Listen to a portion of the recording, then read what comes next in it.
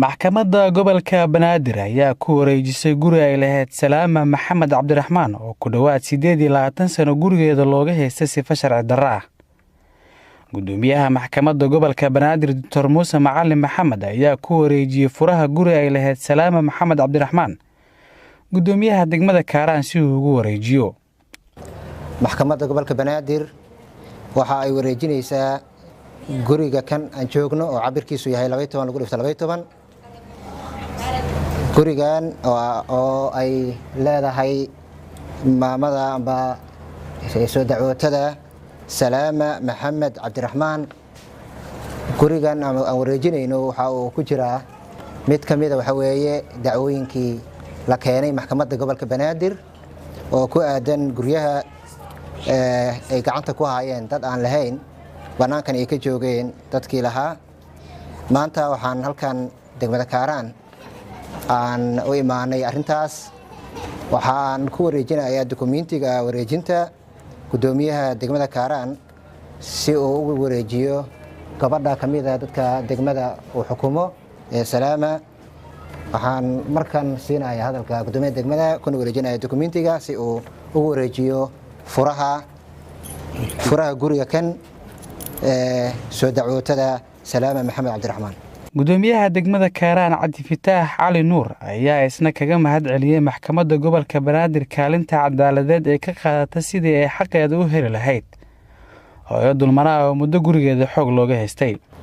waxaan kaaga mahad celinaynaa cadaaladda ay heshay walaashay Salaama aad iyo aad ugu in xaqi oo daahiro oo degmadayna guri kamida guryaha la haystay oo gacanta ka baxo dadka haystay aad iyo aad u soo dhaweeynaa aad iyo aad uga mahad celinaynaa maxkamadda gobolka Banaadir. haddana waxaan ku wareejinaynaa maxkamadda horteeda qofkii milkiyadiisa iska lahaay Salaama Maxamed Cabdiraxmaan oo iyada looga been sheegay maxkamadaha dalka ayaa ka sheegtay munaasabadan kooban iyadoo haysata furaha gurigeeda inaysan filanaynin in mar ay cadaaladda u heelin doonto. ma filanaynin hadda waxay ugu noqotay lama filaan in xaqayga la ii soo celiyo. waana ku mahadsan yihiin. waxa kale oo mahad iska leh markay ii gudbiyeen maxkamadda gobolka Banaadir gudoomiyaha oo asagana meeshii iiga bilaabay oo arintii ii sii dhammaystiray oo i soo dhaweeyeen oo si fiican wax la iigu qabtay. saan filanayay ma noqonin fikrad xunaa la iga dhaadhiciyay in waxa la yiri waxba lagu ma qabanayo waqtigan la taagan yahay laakiin lama filaanay ugu noqoto inay xaqayga ii soo celiyaan.